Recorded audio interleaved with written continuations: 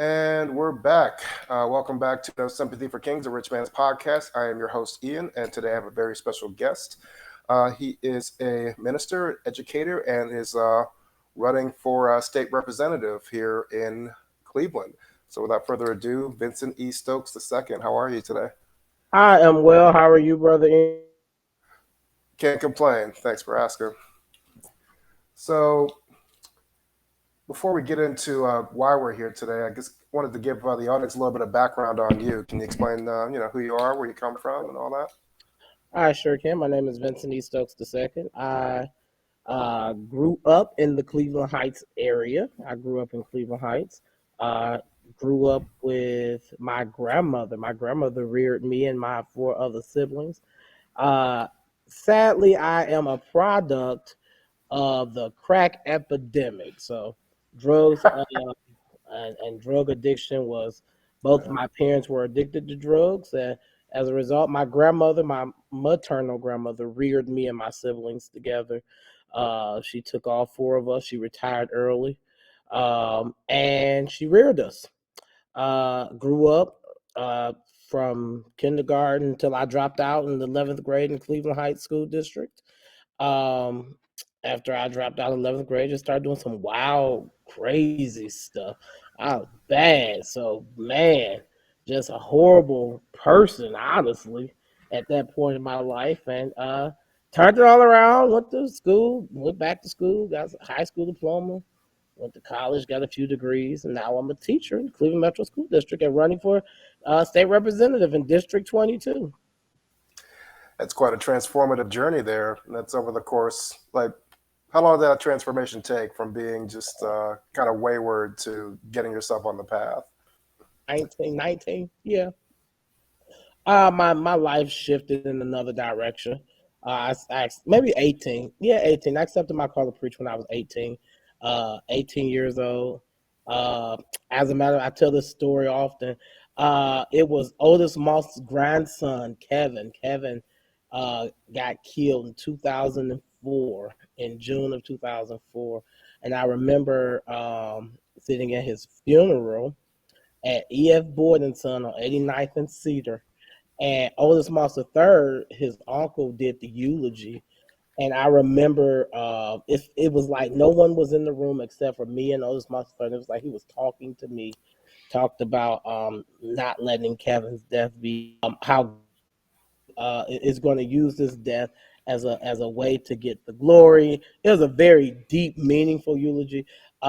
He preached that on that Friday. I think Kevin's funeral was on that Friday. The July 4th was on a Sunday that year. I remember that, and I remember going to. I remember accepting my call to preach on July 4th, 2004. All right. So you were a Heights graduate and you went to Fisk University for ministry, right? I did. I went to Fisk. I'm not a high school graduate. I dropped out in 11th grade. I Oh, graduated from life skills. I did not make it through high school. nice. I went to life skills after Oh yeah. Oh, you because were a bad boy.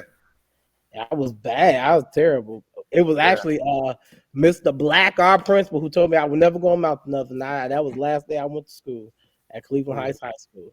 But like I said, I got back on track, and I went to Fisk University, and my major was religion and philosophy, and I had a minor in history. Okay. All right. All right. So you went to Fisk University um, after high school, right? You went there for ministry. I did. I went to Fisk University. I majored in religion and philosophy, um, and minored in history. And looking back, I wish I would have majored in history and minored in religion and philosophy, mostly because I love history. I found out about Fisk University. Again, I tell you I was a bad kid. So I was before a juvenile magistrate in Cuyahoga County Detention Center. And juvenile magistrate was named M. Carol Buggs, never forget her. And she asked me what I wanted to do when I grew up. And I told her I wanted to go to college because I assumed if I told her I wanted to go to college, she would not send me to jail. She said, "Oh, I went to Fisk University." And I said, oh, okay. And then she sent me to jail. So I remembered that when I applied to Fisk. So that's how I got to Fisk. Right. So how long were you attending Fisk? What years did you attend Fisk? Uh, 2005 to 2009. And you pledged while you were there too, weren't? I did. I joined the greatest fraternity in the world. We just got back from Charlotte, North Carolina. Not me, because I'm out here on the campaign trail, but the Omega Psi Phi Fraternity Incorporated, the Eta Psi chapter. I did. I pledged when I was at Fisk. Did quite a few things while I was at Fisk. I was in the fraternity. I joined. I was in student government. I was student government grievance director, student government president. I was the dorm council president. I did quite a few things at Fisk. I was a student ambassador. I served on the board of trustees. I did a few things at Fisk. Looking back, I didn't realize I did so much, but I did a lot of things at Fisk. Quite an interesting experience going to an HBCU. I recommend that experience for everybody because it was an experience shown up. Yeah. What inspired you to I guess be so active while you were there?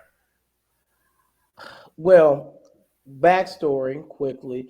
I was in school. While I was in school, I became homeless. So my grandmother, who reared me, lost her house.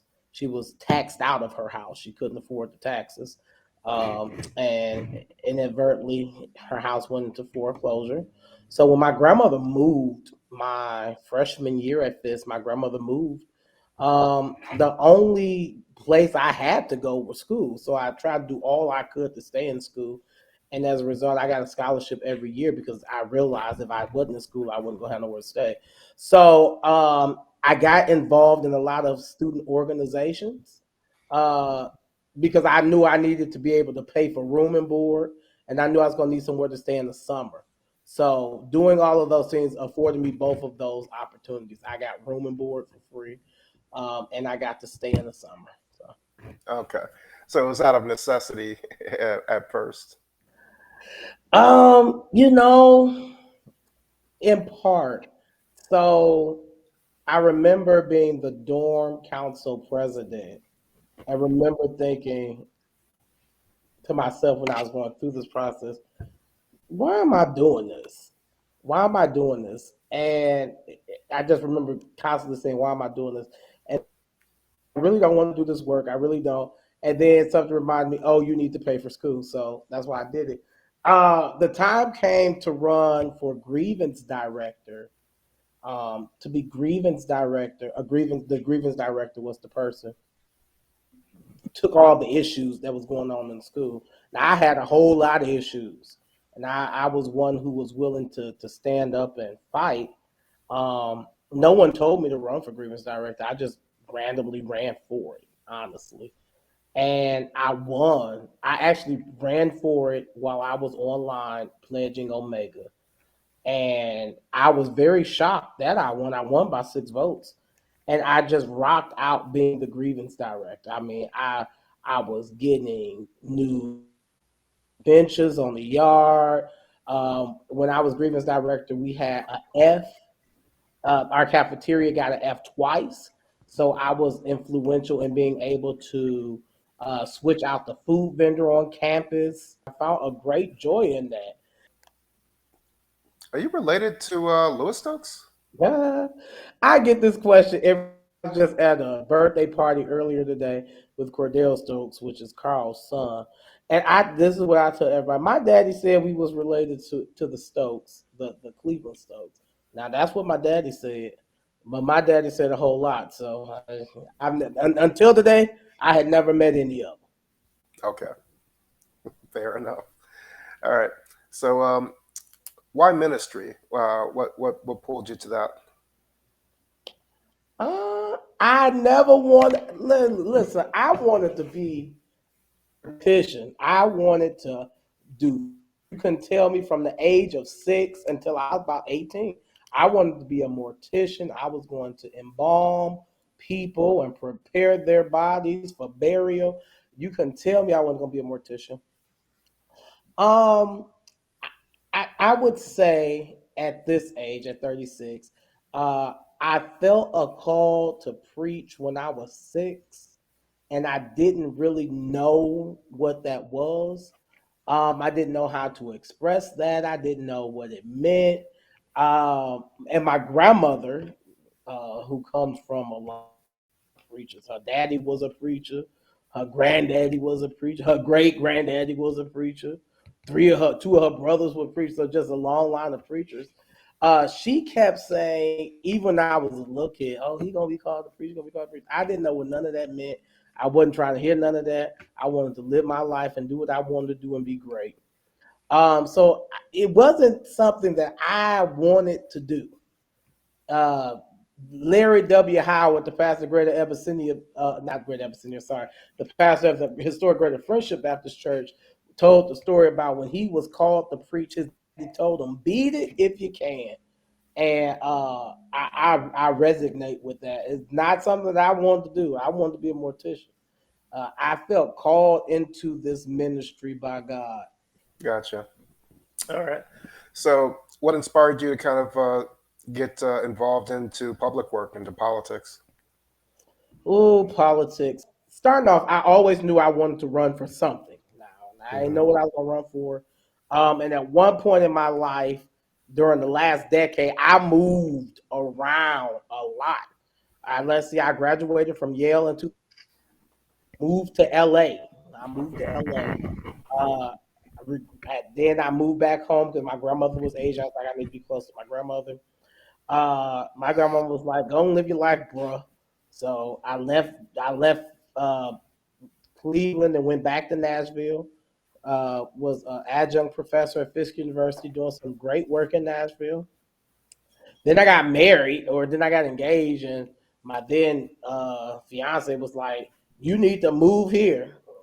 And I moved back to New Haven and hated it. And I knew that I didn't want to stay in New Haven. I It doesn't make sense here because I know this is not where I want to cast my bucket.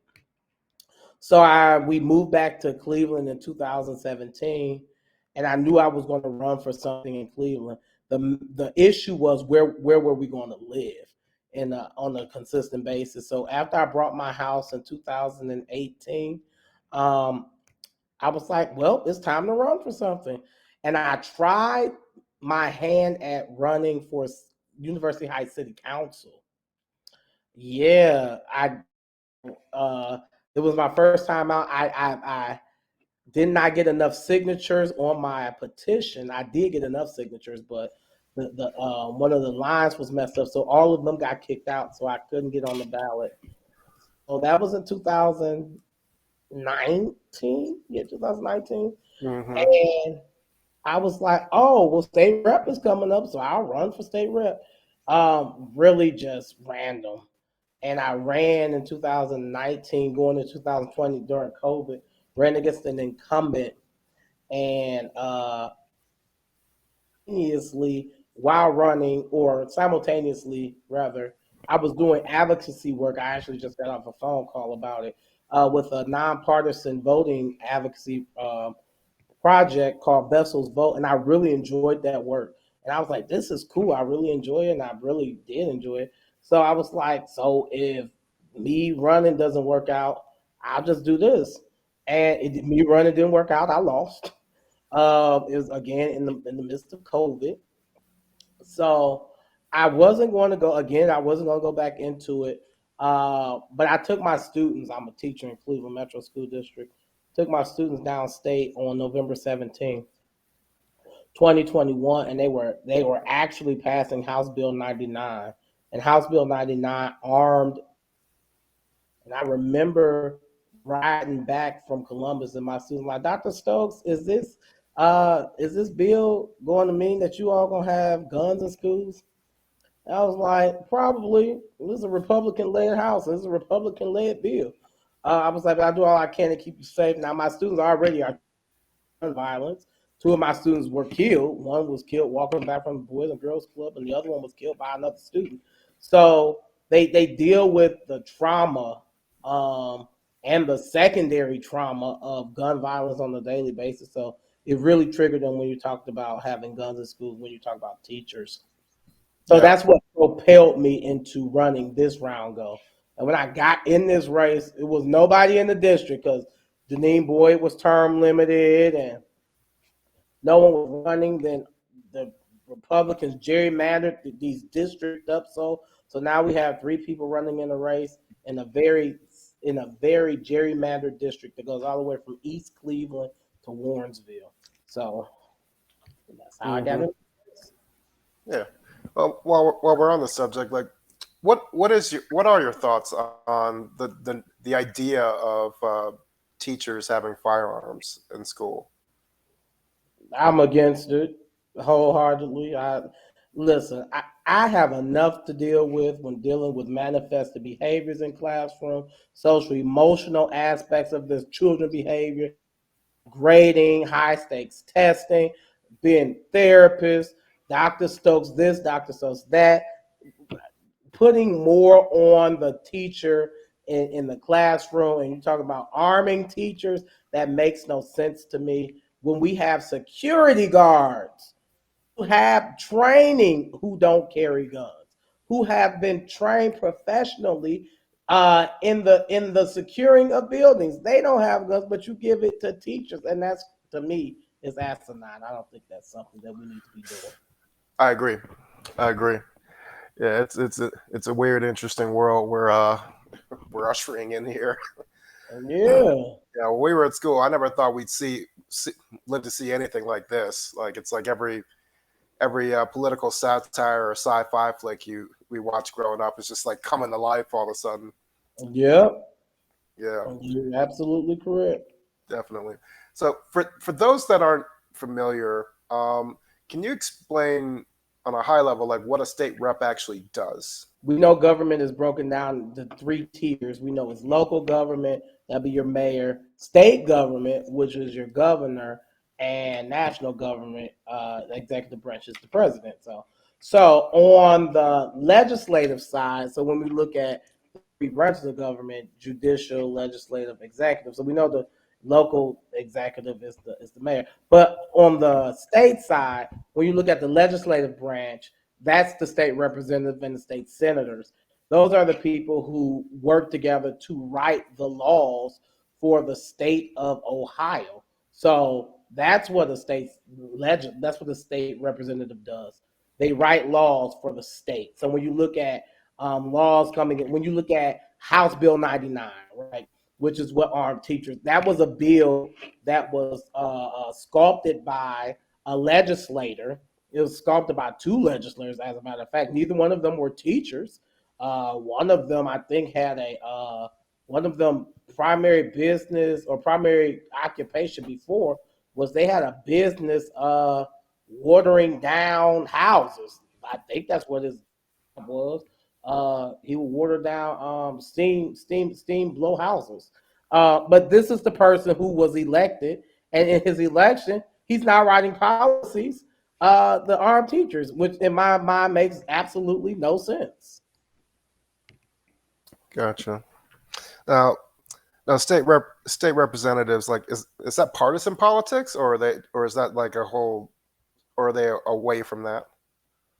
Very partisan, very partisan.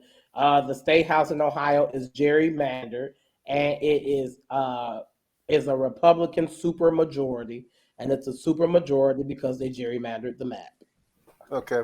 And what are you running as? I am a Democrat. Okay. And how do you feel about like how the Democratic Party is moving these days? I think the Democratic Party needs to do more in rallying troops, and when rallying troops, I mean rallying our base to get us excited about our candidates. I think we need to do a better job in being more inclusive of people who the table and stop constantly saying, "Oh, you need to wait your turn, wait your turn, wait your turn," because at some point, waiting our turn is going to mean that we're going to be uh, 50, 60 years old, just now breaking into politics, and again, perpetuating the same cycle and keeping young people from being able to run in those senses. I think the Democratic Party needs to be consistent in our values, right? So set of values. This is who we are. This is what we're going to do. This is what we stand for, and being consistent in it. Someone said this recently. They said Republicans fall in line, Democrats fall in love. And what they were saying was, no matter, so you look at Republican politics, and no matter how crazy or asinine they think Donald Trump is, they're going to fall in line with their leader. And when you look at Democrats, they're like, no, we're not going to follow Joe Biden because we don't like Joe Biden's policy, and we might not be able to stand Joe Biden's policies, right? But it is still our responsibility to support our president. He is the president of the party in which we are a part of, and we don't often do that, especially when we don't like the candidate. Yeah, yeah. From an onlooker's perspective, it does seem like they're just like they're not all on the same page over there. With like different people in the party, actively expressing their disdain for the current administration and everything. I mean, they're out there. AOC's been very critical. Tulsi Gabbard's been very critical, extremely critical, actually. So it's a lot of interesting stuff going on out there.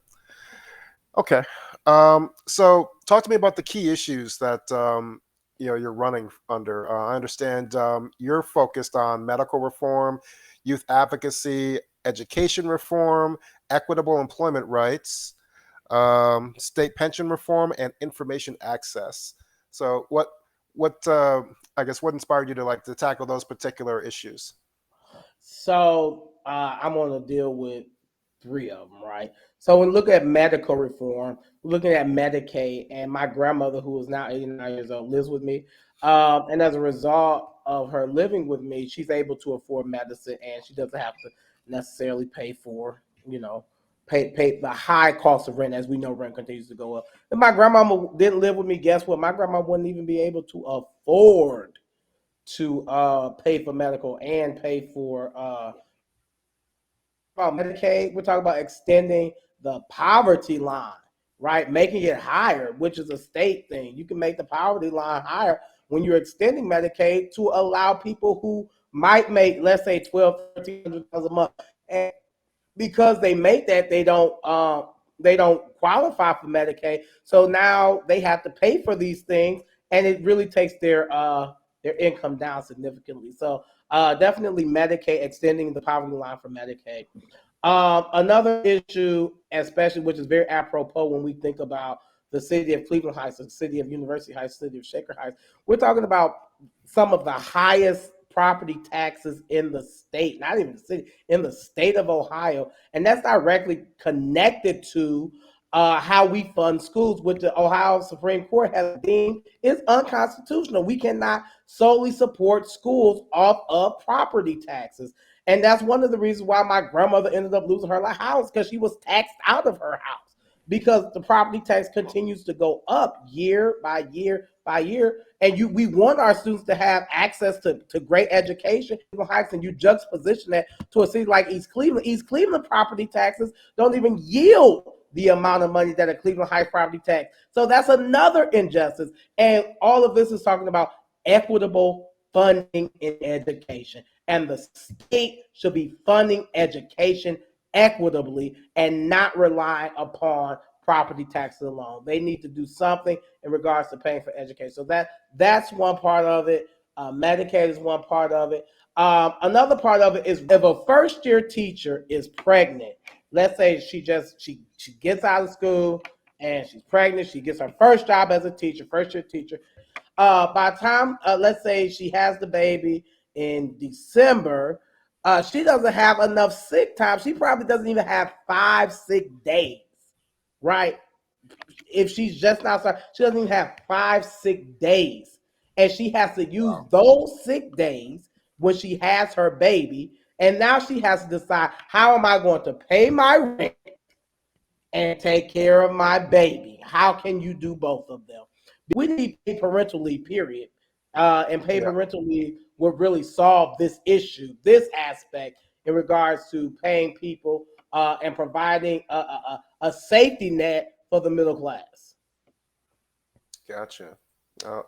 Like how does that work? Like in terms of like how they decide to divvy up the funds and distribute the funds.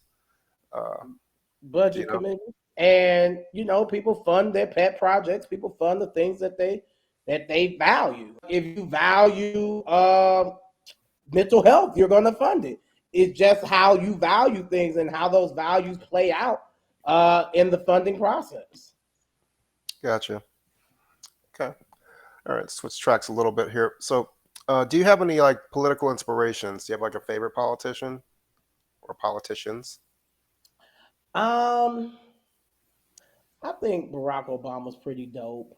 Somebody who I empathize with, I'll say that, is Lyndon B. Johnson, who signed the Civil Rights Act, who had these great society programs, which brings into being Job Corps, which brings into being daycare and daycare vouchers.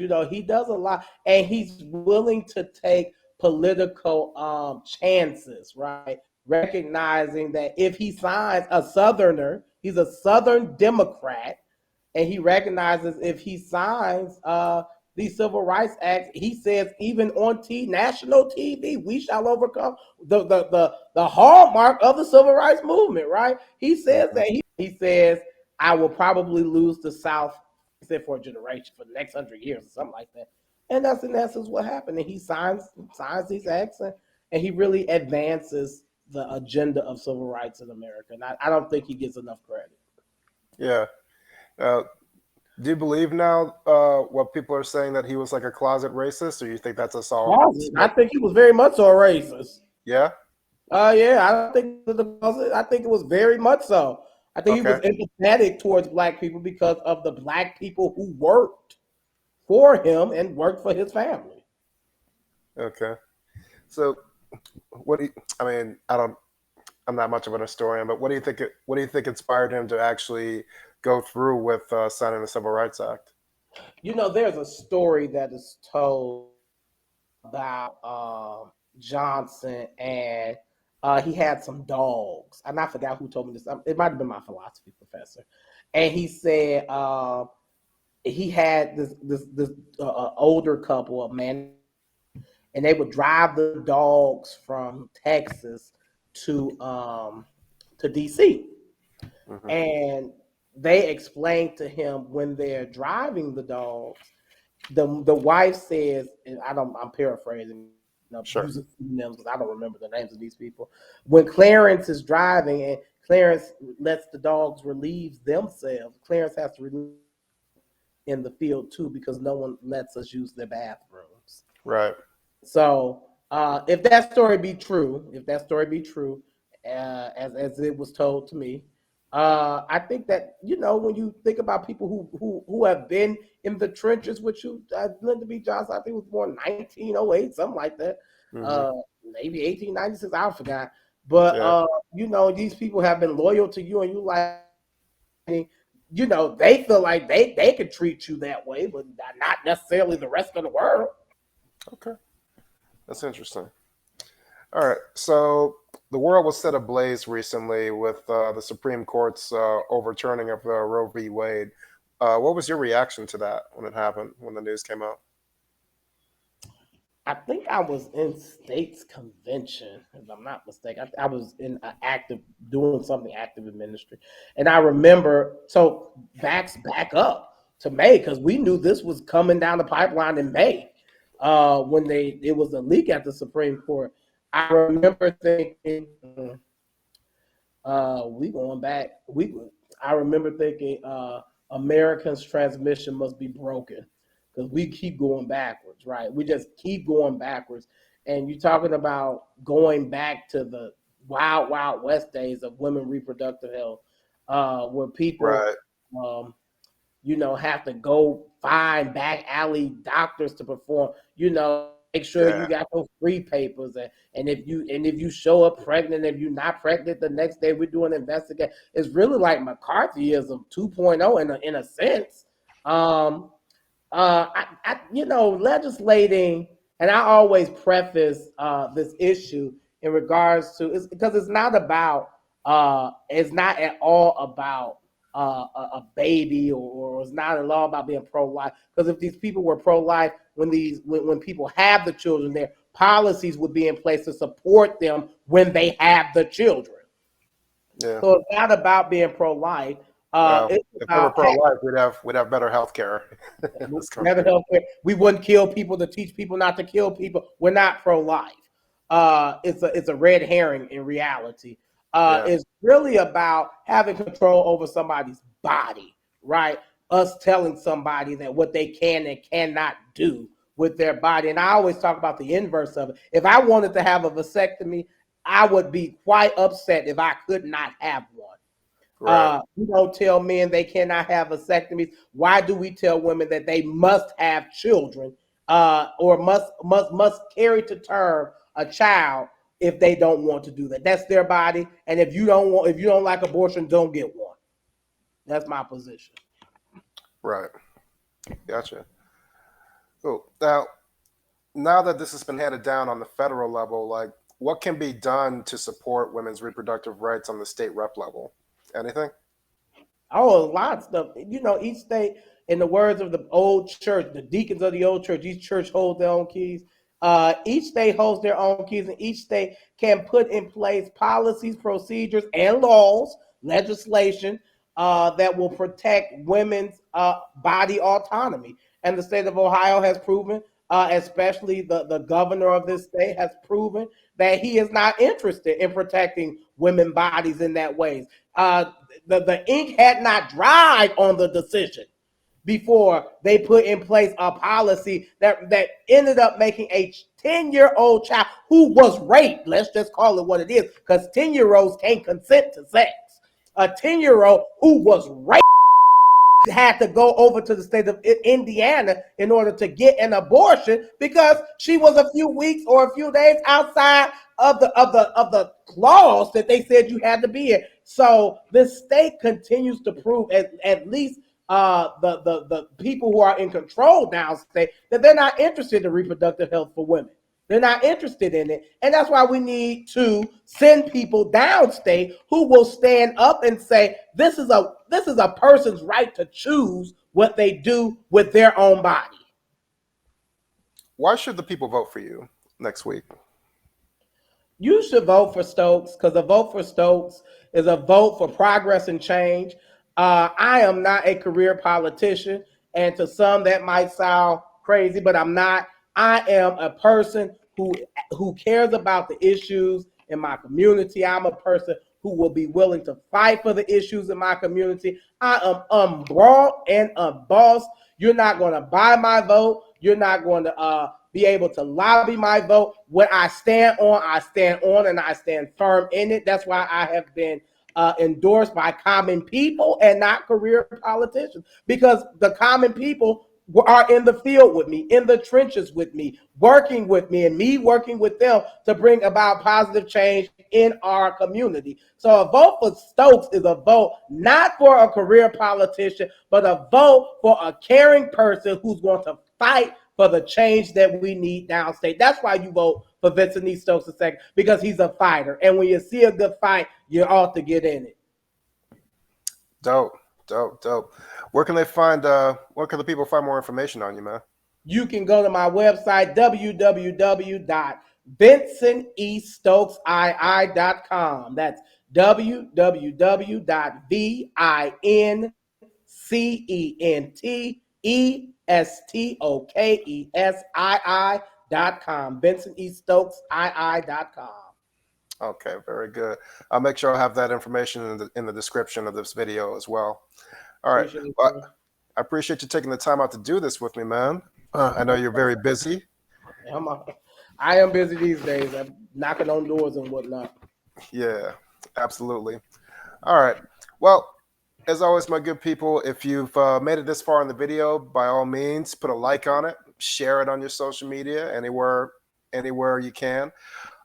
Be sure to follow me on social media. That's at No Sympathy for Kings, pretty much everywhere, with the exception of Instagram, since I got a new Instagram, and that's NS4K Podcast on Instagram.